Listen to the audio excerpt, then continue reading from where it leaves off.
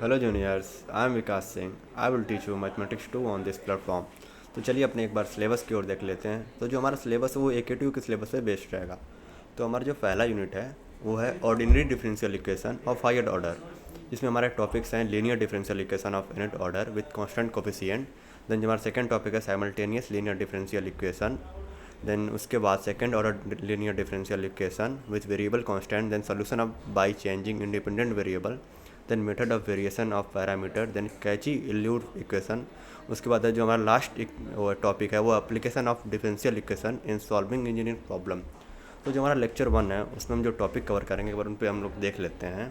तो जो हमारा पहला टॉपिक है वो कवर होने वाला है वो डिफरेंशियल इक्वेशन। उसके बाद हम लोग करेंगे order and degree, then linear differential equation, then CF जिसको बोलते हैं कॉम्प्लीमेंट्री फंक्शन। सो हम अपने पहले टॉपिक को मूव करते हैं। सो हमारा पहला टॉपिक है डिफरेंशियल इक्वेशन। सो डिफरेंशियल इक्वेशन होती क्या है?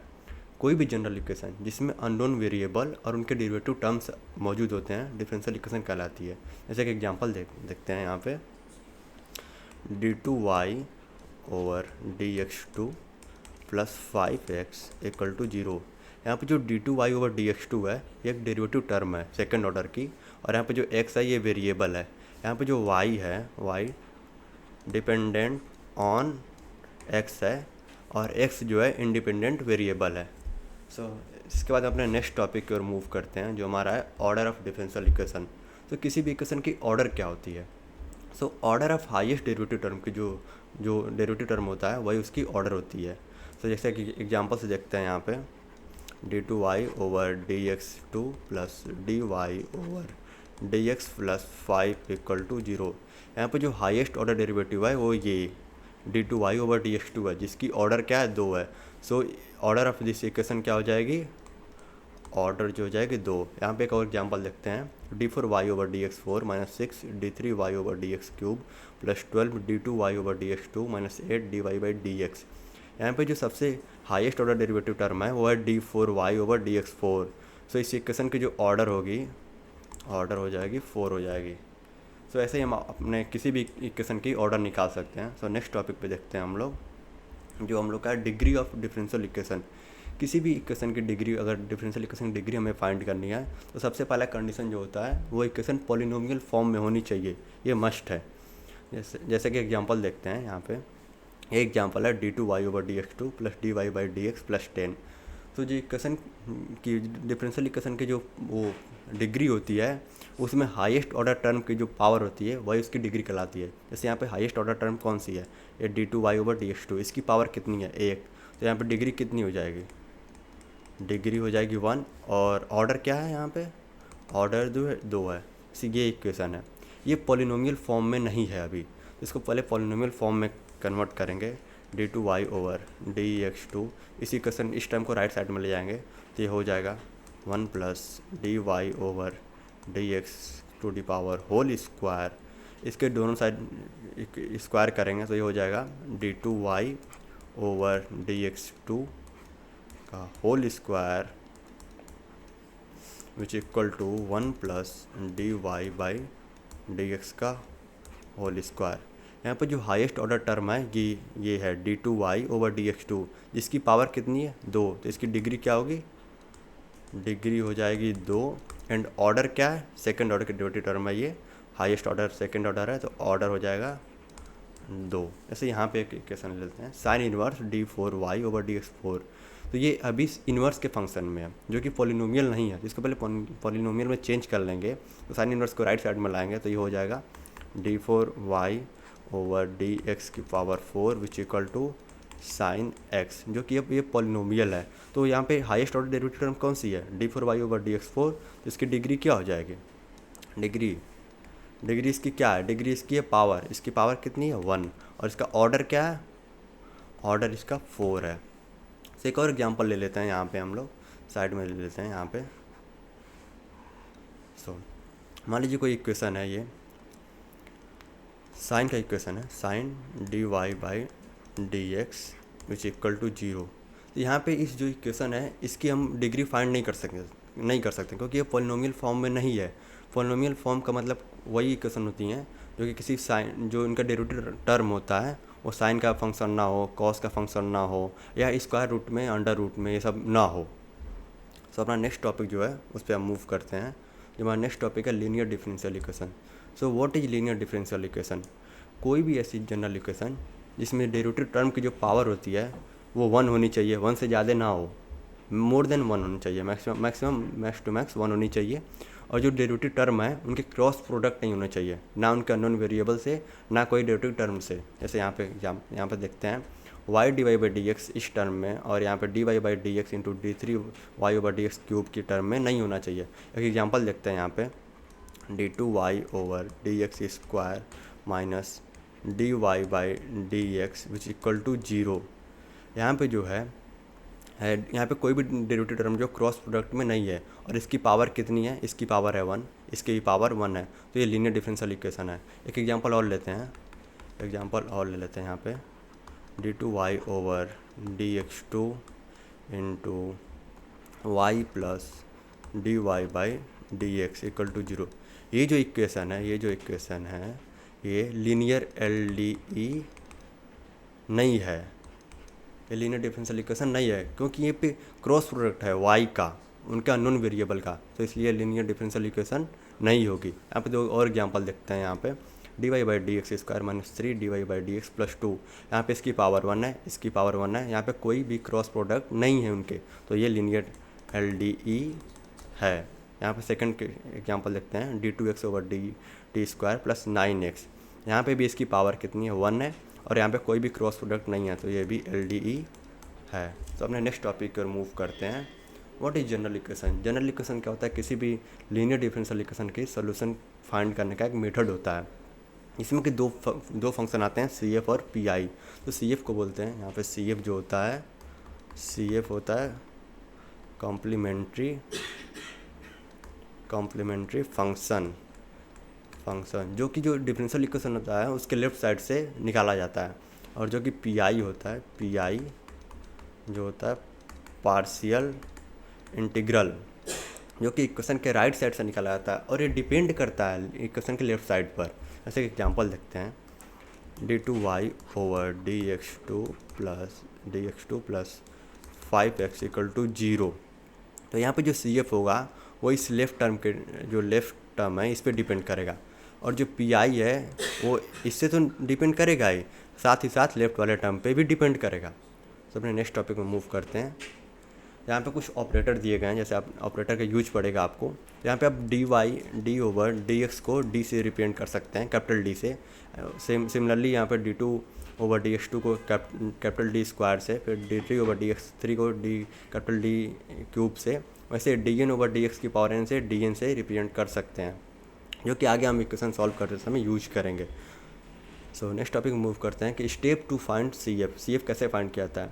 तो कोई भी जनरल इक्वेशन है उसको पहले DE की फॉर्म में लिखना आना चाहिए हमको अच्छे से। तो कोई भी मान लीजिए इक्वेशन लेते हैं, एक एग्जांपल समझते हैं। यहाँ पे d two y over d x two plus 5x equal to 0। यहाँ पे जो ये इक्वेशन है इसको पहले D के टर्म में लिखेंगे। सबसे पहले इसको क्या करेंगे, यहाँ पे y कर लेते हैं, यहाँ पे इसको D के टर्म में लिखेंगे, तो ये क्या हो जाएगा, ये D2 डी स्क्वायर प्लस 5 ये इंटू वाई इक्वल टू 0 हो जाएगा, क्योंकि यहाँ पे जो है D2 ओवर डी एक्स को क्या लिख सकते हैं, डी स्क्वायर ले सकते हैं।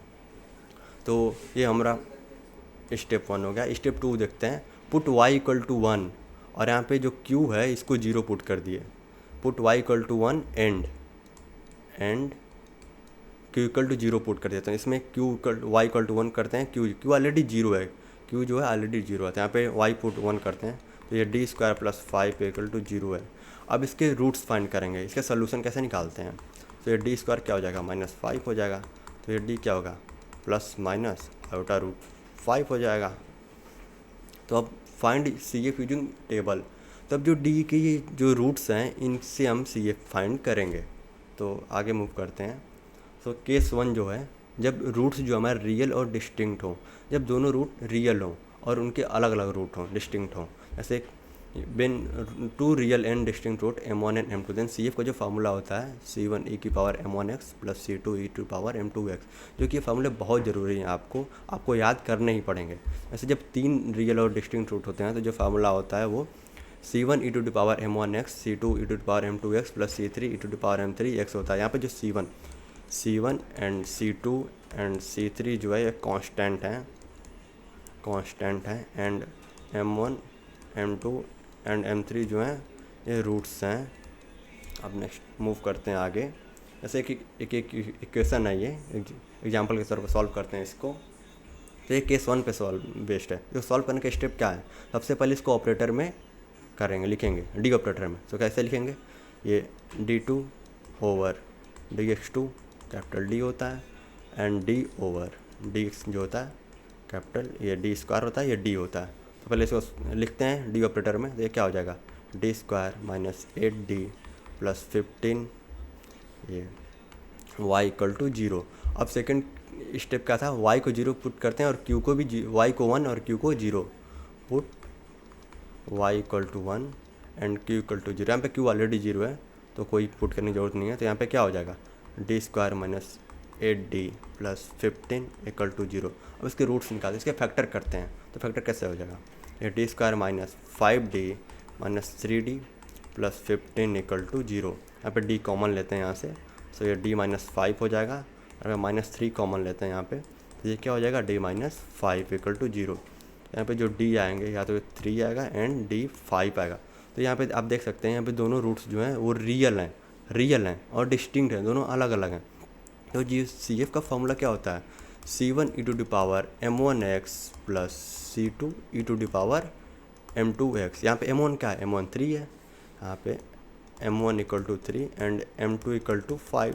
तो सी एफ लिख सकते हैं हम लोग। तो यहाँ पे क्या हो जाएगा, C F c1 e to the power 3x plus c2 e to the power 5x। तो ये जो हमारा रिक्वायर्ड सी एफ हो गया। अब किसी भी क्वेश्चन में अगर मान लीजिए पूछ लिया कि इसका कंप्लीट सोल्यूशन निकालिए, तो पी आई क्या होता है, यहाँ पे पी आई 0 हो जाएगा। अगर राइट साइड क्यू टर्म अगर 0 है तो पी आई ऑलवेज 0 होता है। और सोल्यूशन क्या होता है, टोटल सोल्यूशन जो होता है C F plus P I. तो वाई इक्वल टू क्या हो जाएगा, C F plus P I कितना है 0, तो क्या हो जाएगा c1 e to the power 3x plus c2 e to the power 5x। ये हो जाएगा कंप्लीट सॉल्यूशन। इसको हम दिखा देते हैं थोड़ा सा, कंप्लीट सॉल्यूशन। तो नेक्स्ट क्वेश्चन हम देखते हैं हम लोग। ये भी केस 1 पर है, तो इसको पहले डी ऑपरेटर में लिखते हैं। तो ये हो जाएगा d2 माइनस 3d ये y प्लस 2 इक्वल टू 0। अरे यार, एक सेकंड रुक जाइए, यहाँ पे इसको इरेज करने दीजिए।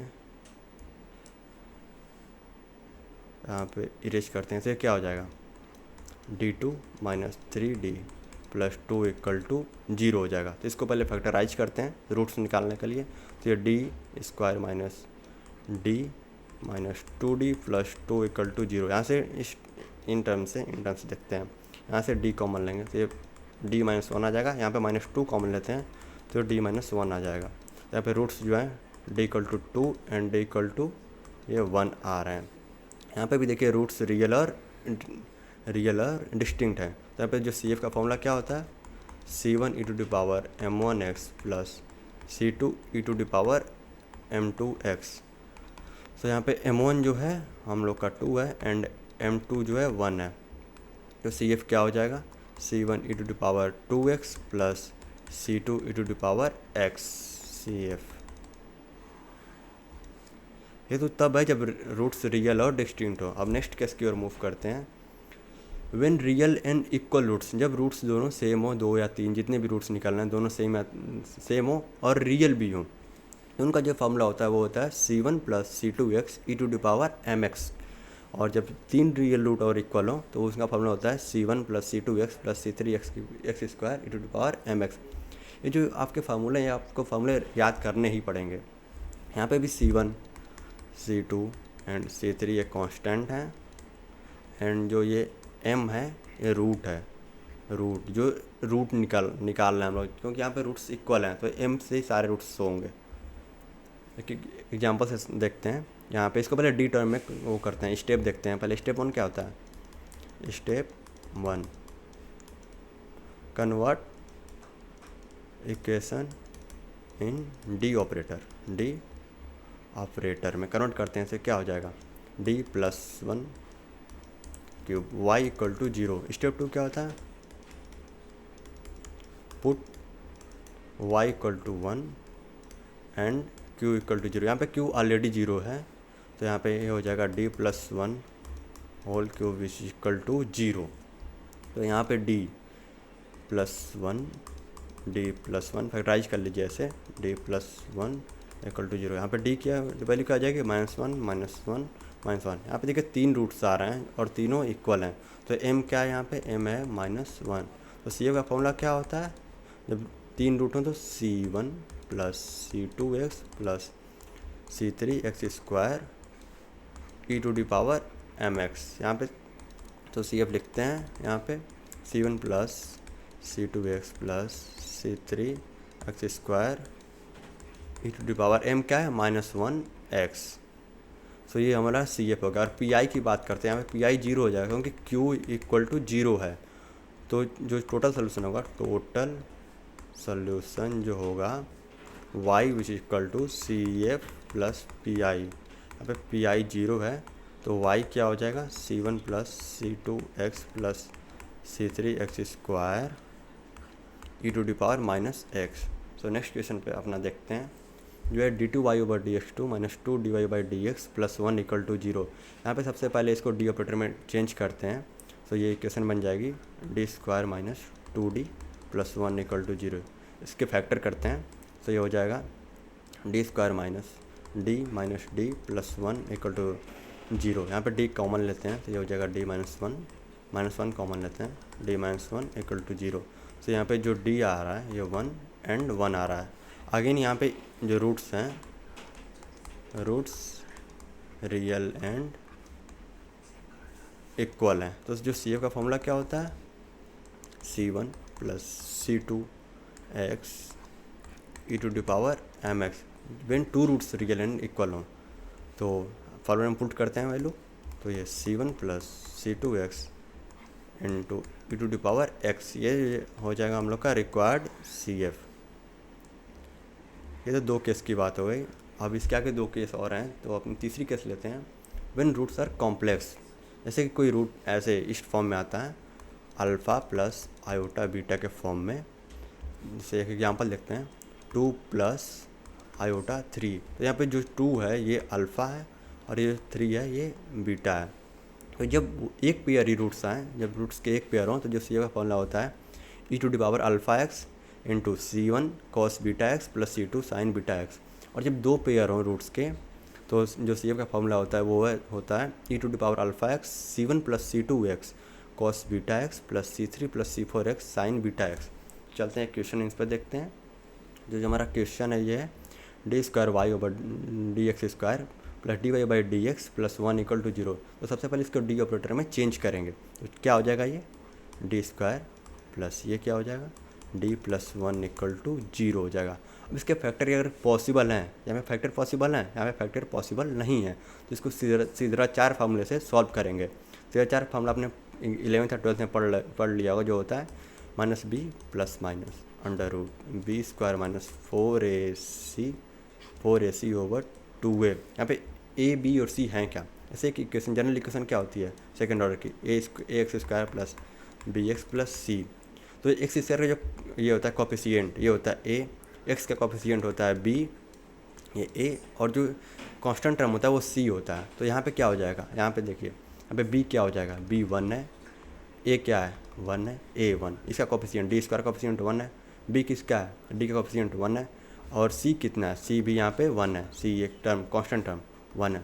तो ये फॉर्मूला लगाएंगे रूट्स फाइंड करने के लिए, तो क्या हो जाएगा? -1 + -√b², क्या है? 1² 1 - 4 into a 1 into 1 into 1 over 2a 2 a कितना है? इंटू 1। तो यहाँ पे इसको सॉल्व करते हैं आगे फर्दर। तो ये क्या हो जाएगा? -1 प्लस माइनस अंडर रूट, ये क्या हो जाएगा -3/2। तो इसको करते हैं -1, ये प्लस माइनस, ये अंडर रूट -3 है, तो ये कॉम्प्लेक्स वैल्यू देगा, क्या देगा -3/2। इसको अलग अलग पार्ट में लिखते हैं, -1/2 प्लस माइनस -√3। यहाँ पे जो अल्फ़ा वाला टर्म है ये क्या है, अल्फ़ा, और ये टर्म कितना है, बीटा। तो जो सी एफ का फार्मूला होता है, यहाँ पे साइड में लिख लेते हैं, सी एफ का फार्मूला क्या होता है, सी एफ का फार्मूला क्या होता है, e⁴ C1 cos beta x plus C2 sign beta x. तो यहाँ पे अल्फ़ा क्या है, ये टर्म अल्फ़ा हो गई और ये टर्म बीटा हो गई। तो कैसे ने पुट करते हैं, e⁻⁻1/2x C1 cos √3x plus C2 sign √3x। तो ये हमारा रिक्वायर्ड सी एफ आ गया। सो अब हम नेक्स्ट क्वेश्चन की ओर मूव करते हैं। हमारा जो नेक्स्ट क्वेश्चन है ये है d2x/dt² प्लस 9x = 0। तो यहाँ पे इसको पहले डी ऑपरेटर में लिख देते हैं। इसको क्या लिखेंगे, d² प्लस 9 इंटू x = 0। तो यहाँ पे अब क्या करेंगे, x को 1 पुट करेंगे, पुट x = 1। जैसे वहाँ पे y को 1 करते थे, वहाँ पे यहाँ पे x को 1 करेंगे, क्योंकि जो ये है डिपेंडेंट वेरिएबल, यहाँ पे x है, वहाँ पे क्या होता था, y होता था, यहाँ पे x है। ये अलग अलग फॉर्म होते हैं लिखने के, एक सेंस में कोई दिक्कत वाली बात नहीं है।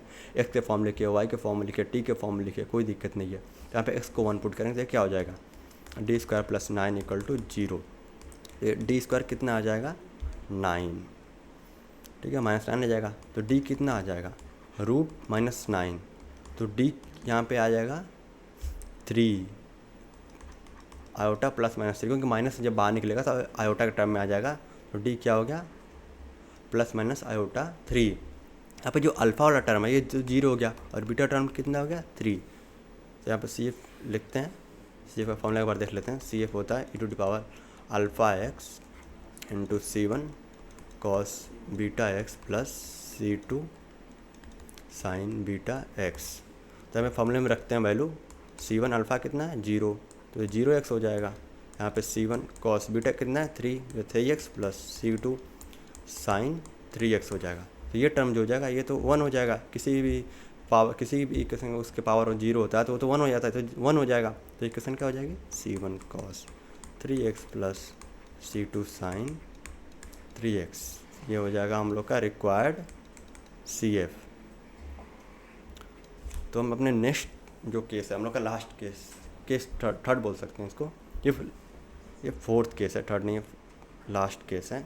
इसमें देखते हैं जब रूट्स इरेशनल रूट्स हों, जैसे एग्जाम्पल समझते हैं, ये 2 ± √3, इस टाइप का कोई अगर केस हो, तो ये जो अल्फ़ा है, ये देखिए अल्फ़ा है, और ये रूट बीटा है, ये जो पूरा टर्म है ये रूट बीटा है।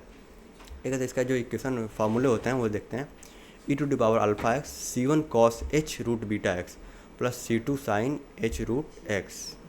जैसे when 2 pair of irrational and equal roots होते हैं, तो जो CF का फॉर्मूला होता है वो होता है e⁻⁴x C1 plus C2x cos h √βx plus C3 plus C4x sine h √βx, जो कि आप फार्मूला याद करने ही पड़ेंगे। ये सब क्वेश्चन लेते हैं, क्वेश्चन समझते हैं। यहाँ पे जो क्वेश्चन है d2y/dx2 - 4 dy/dx प्लस y = 0। तो सबसे पहले इसको डी ऑपरेटर में चेंज करेंगे। चेंज कैसे करेंगे, ये क्या हो जाएगा, d² - 4d, ये +1 इंटू ये क्या हो जाएगा, y = 0। अब y को क्या रखेंगे, put y = 1 and q already 0 है, q 0 दिया ही है। इसको क्या करेंगे, d² - 4d प्लस 1 = 0। अब इसके फैक्टर करने हैं, तो क्या इसके फैक्टर पॉसिबल हैं, यहाँ पे पॉसिबल तो नहीं लग रहे हैं। तो इसको 4 फार्मूला लगाएंगे, -b plus minus √b² - 4ac/2a।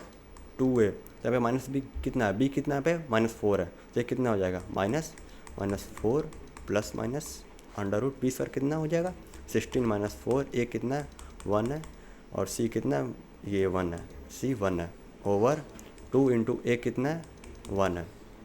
तो इसको आगे फर्दर सॉल्व करते हैं, तो ये कितना हो जाएगा, 4 प्लस माइनस √, ये 16 - 4 ओवर 2, ये कितना हो जाएगा 4 प्लस माइनस ये कितना हो जाएगा 12, रूट 12 हो जाएगा अपॉन 2। तो इसको आगे फर्दर सॉल्व करते हैं। 4 प्लस माइनस ये 2 रूट 3 ओवर 2, अलग अलग फैक्टर में इसको लिख लेते हैं। सो ये 4/2 प्लस माइनस 2/2 रूट 3, ये इसको काट देते हैं, 2 आ जाएगा, ये 1। तो ये क्या हो जाएगा 2 प्लस माइनस रूट 3। यहाँ पे जो ये टर्म है इसको बोलते हैं अल्फ़ा, और ये टर्म तो आपको दिख ही रहा है रूट बीटा। तो अब सी एफ का फॉर्मूला इसे अप्लाई करते हैं। तो हमारा जो सी एफ का फॉर्मूला क्या होता है, e⁻α x c1 cos h root beta x plus ये c2 sin h root beta x। तो इस फॉर्मूले में लिखते हैं अपने को ई अल्फ़ा कितना है यहाँ पे 2x, और c1 cos h root beta कितना है रूट 3 है, root 3x plus c2 sin h root beta कितना है रूट 3x। तो ये जो हमारा है ये रिक्वायर्ड सी एफ है। तो अपने नेक्स्ट क्वेश्चन की ओर मूव करते हैं। जो हमारा नेक्स्ट क्वेश्चन है वो है d²।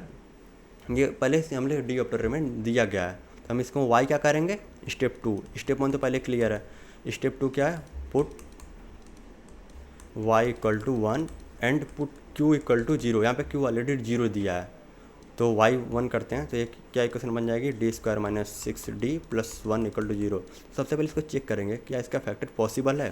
तो यहाँ पे इस इक्वेशन के फैक्टर पॉसिबल नहीं है, तो इसमें सीधा 4 फार्मूला लगाएंगे, जो होता है -b + (√b² - 4ac/2a। यहाँ पे -b कितना है, b कितना है यहाँ पे -6 है, a कितना है 1 है, अब c कितना है 1 है। तो इसमें इक्वेशन में रखते हैं, तो -6 माइनस प्लस माइनस (√b² कितना है 36 - 4 इंटू a कितना है a 1 है, c कितना है 1 है, ओवर 2 इंटू a कितना है 1 है। इसको आगे फर्दर सॉल्व करते हैं। तो ये कितना हो जाएगा 6 प्लस माइनस ये कितना हो जाएगा (36 - 4 ओवर 2।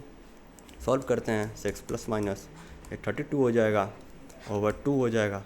तो 6 प्लस माइनस ये 4√2 ओवर 2। अब इसको सॉल्व करते हैं, ये कितना हो जाएगा 3 प्लस माइनस 2√2। इसको आप अंदर ले लेते हैं स्क्वायर का, इसका रूट के अंदर। तो ये 3 प्लस माइनस ये कितना हो जाएगा 8 हो जाएगा। तो ये क्या हो गया अल्फ़ा, ये टाइम क्या हो गया रूट बीटा हो गया। अब हम लोग यहाँ पे सी एफ का फॉर्मूला लिख लेते हैं। सी एफ क्या होता है e⁻α x c1 cos h root beta x plus c2 sin h root beta x। तो ये एक फार्मूला लगते हैं वैल्यू। तो ये e⁻α कितना है 3 है, तो 3x। यहाँ पे c1 cos h root beta कितना है √8 है, तो यहाँ पे √8x plus c2 sin h √8x हो जाएगा, जो कि हमारा रिक्वायर्ड सी एफ हो जाएगा। थोड़ा सा 1 सेकंड रुक जाइए, इसको करते हैं।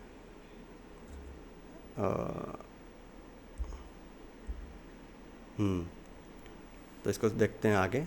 नेक्स्ट क्वेश्चन को रिमूव करते हैं अपना d2y/dx2 + y = 0। तो सबसे पहले इसको सॉल्व करने के लिए इसको पहले डी ऑपरेटर में चेंज करेंगे। तो ये क्या हो जाएगा d² y + y = 0। यहाँ पे d² + 1 y = 0। स्टेप 2 क्या होता है y को 1 पुट करो और q को 0, q ऑलरेडी 0 है। तो ये क्या हो जाएगा d² + 1 = 0। अब यहाँ पे d² = -1, d क्या हो जाएगा √-1।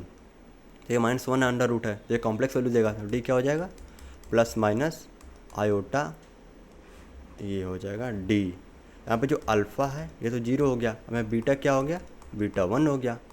तो यहाँ पे सी एफ का फॉर्मूला लिखते हैं। सी एफ क्या होता है e⁻α x c1 cos beta x plus c2 sin beta x। तो अल्फ़ा क्या है 0 है, e⁻0x c1 cos बीटा क्या है 1 है, तो ये x हो जाएगा प्लस c2 ये sin x हो गया। तो सी एफ क्या हो जाएगा, किसी भी पावर 0 होती है तो वो तो 1 हो जाता है टर्म, तो ये 1 हो जाएगा। तो सी एफ हो गया c1 cos x plus c2 sin x। तो पी आई क्या होता है पी आई पी आई तो यहाँ पे क्यू टर्म जीरो है तो पी आई जीरो हो गया। तो टोटल सोल्यूशन क्या होता है, टोटल सोल्यूशन वाई ये क्या होता है C F plus P I यहाँ पे जीरो है तो वाई क्या हो जाएगा सी एफ के इक्वल हो जाएगा, वाई हो गया c one cos x plus c two sine x.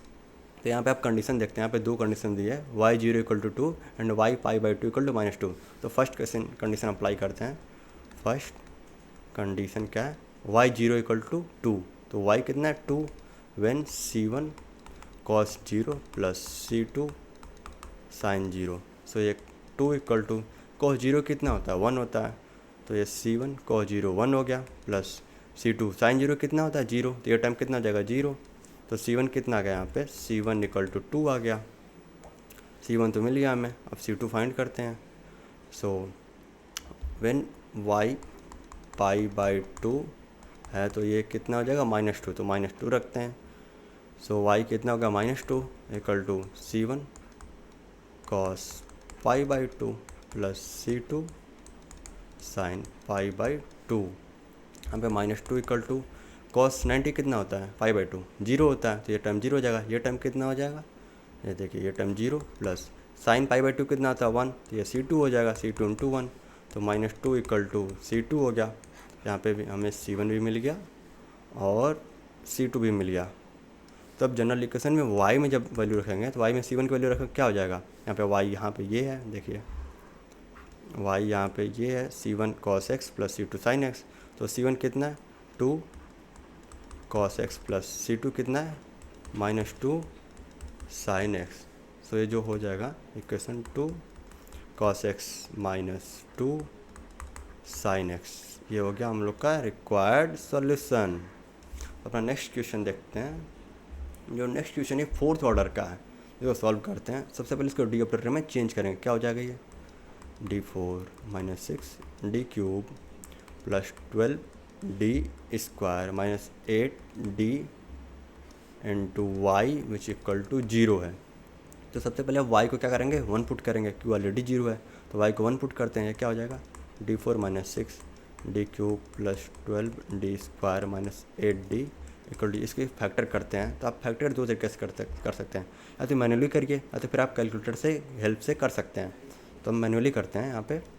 तो इसको डी यहाँ से सारे टर्म में है तो डी कॉमन लेते हैं, तो ये हो जाएगा d cube minus six d square plus 12 d minus 8 equal to zero. तो इसका ये देखिए जो ये टर्म है ये क्या है डी माइनस टू का होल क्यूब है।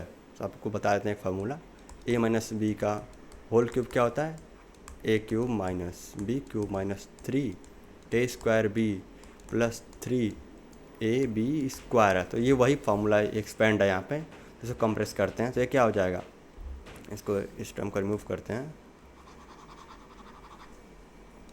सो ये टर्म बन जाएगी D into D minus two का whole cube which equal to zero. इसको एक्सपेंड करते हैं डी इंटू ये अलग अलग फैक्टर में लिखते हैं डी माइनस टू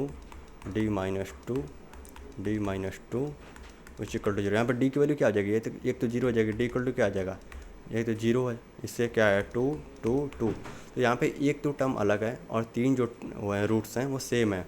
फॉर्मूला से क्या होगा, सो जो फर्स्ट एंड सेकंड केस है उनका यूज होगा when roots are real and equal and when roots are distinct है। तो पहले सी एफ का क्या हो जाएगा सी एफ, तो इसके लिए तो क्या हो जाएगा c one e to the power m one x, इस जीरो के लिए हो जाएगा। अब आगे लिखते हैं जब क्या होता है जब तीनों रूट्स इक्वल हैं तो क्या हो जाएगा c two plus c three x plus c four x square e to the power m x. यहाँ पे m क्या है, यहाँ पे दिखा देते थोड़ा सा, m1 जीरो है एंड m क्या है 2 है, क्योंकि यहाँ पे तीन रूट्स इक्वल हैं।